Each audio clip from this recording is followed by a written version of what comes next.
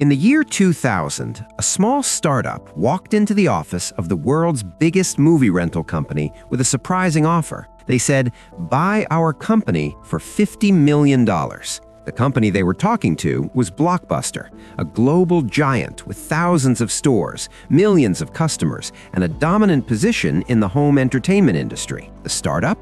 Netflix. Blockbuster listened to the proposal and rejected it. Some reports later suggested that the executives didn't even take the idea seriously. Today, Netflix is worth hundreds of billions of dollars, serving viewers across the world, and Blockbuster, once the king of movie rentals, has almost completely disappeared. So the question is, how did a small DVD by mail company defeat one of the most powerful entertainment brands in history? And how did Blockbuster miss an opportunity that would later be considered one of the most famous turning points in business history? This is the story of Netflix versus Blockbuster, the rivalry that reshaped how the world watches movies and shows. During the 1990s, watching a movie at home usually involved a simple routine. You visited a Blockbuster store. Blockbuster was a retail chain where customers could rent VHS tapes and later DVDs for a few days. For many families, going to Blockbuster on a Friday evening became a weekly tradition. People would walk through aisles filled with movie cases, read the descriptions on the back, and choose something to watch for the weekend. The experience was familiar and enjoyable. By the late 1990s, Blockbuster had become a massive company. At its peak, the company operated over 9,000 stores worldwide and served tens of millions of customers. Its revenue reached billions of dollars each year. However, there was one part of the system that customers didn't always appreciate: late fees. If someone forgot to return a rented movie on time, they had to pay additional charges. For customers, this could be frustrating. For Blockbuster, however, late fees were extremely profitable and contributed significantly to the company's earnings. Because of its strong brand, wide store network, and consistent revenue, Blockbuster appeared almost impossible to challenge. Few people believed a new competitor could threaten its position. While Blockbuster was dominating the rental market, a very different idea was quietly forming. In 1997, two entrepreneurs, Reed Hastings and Mark Randolph, launched a small company called Netflix. Instead of operating retail stores, Netflix introduced a new model. Customers could visit the company's website, select a movie, and receive a DVD delivered by mail. After watching it, they would return the DVD using a prepaid envelope. The process removed the need to visit a physical store. At first, the idea seemed unusual. Most people were used to browsing movies in person. But Netflix included a feature that quickly caught customers' attention: no late fees. Subscribers could pay a monthly fee and keep movies as long as they wanted before sending them back. This simple change solved one of the most common frustrations people had with traditional rental stores. Slowly but steadily, Netflix began gaining customers. Even so, the company remained relatively small compared with Blockbuster's enormous presence. By the year 2000, Netflix was still struggling financially. The company had not yet reached consistent profitability, and its future was uncertain. So the founders made a bold move. They arranged a meeting with executives from Blockbuster. During the meeting, Netflix proposed selling the company for $50 million. Their idea was straightforward.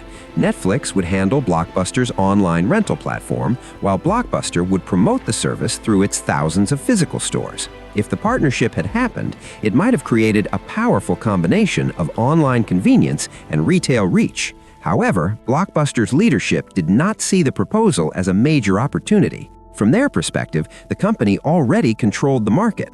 A small DVD by mail startup didn't seem like a serious threat. As a result, Blockbuster declined the offer. At the time, the decision probably seemed reasonable, but in hindsight, it became one of the most talked about missed opportunities in business history. During the early 2000s, technology started advancing rapidly. Internet connections became faster, more people began using digital services for communication, shopping, and entertainment. Netflix recognized that these changes could eventually transform how people watched movies. Netflix started exploring ways to deliver content through the internet instead of physical discs. Then, in 2007, Netflix introduced a feature that would dramatically reshape the industry: online streaming. Instead of waiting for DVDs to arrive by mail, customers could instantly watch movies and television shows on their computers and other connected devices. This shift removed several steps from the traditional rental process. There was no trip to a store, no mailing time, and no return deadline. Viewers could simply press play and begin watching. For many people, this convenience made streaming an attractive alternative to traditional rentals. Gradually, more customers started adopting this new way of enjoying entertainment. As streaming began gaining attention, Blockbuster realized that the industry was changing. The company attempted to respond by launching its own online rental services and experimenting with digital distribution. Blockbuster also removed late fees in an effort to improve customer satisfaction. However, adapting proved difficult. Blockbuster's entire business model depended heavily on its large network of physical stores. Operating thousands of retail locations required significant expenses, including rent, staffing, and inventory management. Netflix, on the other hand, had built its system around digital delivery. Without the burden of physical stores, the company could expand its online platform more quickly and efficiently. As streaming technology improved, more viewers began choosing online services instead of visiting rental stores. Gradually, the advantage shifted towards companies built for the digital age. By the late 2008, Blockbuster faced growing financial pressure. Customer visits to physical stores continued to decrease. Revenue declined while operating costs remained high. The company also carried significant debt, making it harder to adapt to changing market conditions. In 2010, Blockbuster filed for bankruptcy protection. Over time, thousands of its stores closed across different countries. An organization that once dominated the home entertainment industry had lost its position.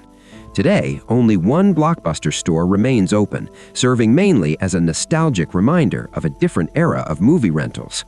While Blockbuster struggled, Netflix continued evolving. The company invested heavily in streaming technology and global expansion. Later, Netflix introduced another important strategy. Instead of only distributing movies and shows created by others, the company began producing its own original content. These exclusive programs helped attract millions of new subscribers. As streaming became more common worldwide, Netflix expanded into many regions and languages. What began as a small DVD by mail service eventually transformed into one of the world's leading entertainment platforms. The story of Netflix and Blockbuster illustrates how quickly industries can change when technology evolves. Blockbuster had enormous resources, strong brand recognition, and millions of loyal customers. Yet it struggled to adjust when digital innovation began reshaping entertainment. Netflix, in contrast, focused on experimentation and adaptation. By recognizing shifts in technology and consumer behavior early, the company positioned itself for the future. The rivalry between these two companies shows that even the most established leaders must continue evolving, because in business, and in many areas of life, success often depends on the ability to recognize change and respond to it before it's too late. And that's how a small startup that once offered to sell itself for $50 million eventually became one of the most influential companies in modern entertainment.